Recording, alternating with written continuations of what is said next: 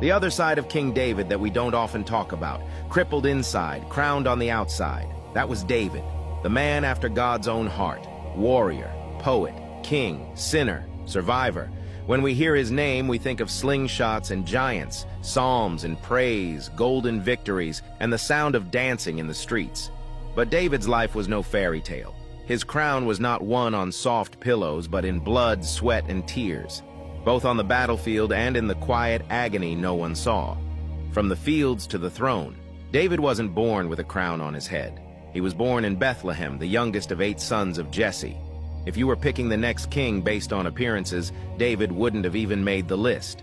He was the kid out in the hills tending sheep while his older brothers got the attention. But here's the thing. While no one was watching, God was training him. Out there with the sheep, David learned leadership.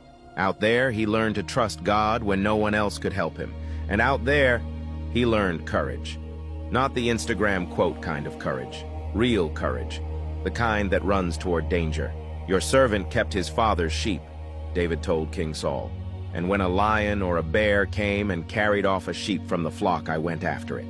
I struck it and rescued the sheep from its mouth. When it turned on me, I seized it by its hair, struck it, and killed it. This uncircumcised Philistine will be like one of them. 1 Samuel 17, verses 34 to 36. We gloss over this verse so quickly, but think about it. A boy chasing down a lion. A boy grabbing a bear by the hair. That's not normal. That's not safe. But that was David. Even as a boy, he was a warrior. And when he became king, nothing changed. He wasn't the kind of ruler who sat in a palace while others fought.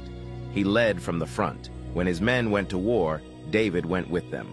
He killed 200 Philistines himself and brought the proof back.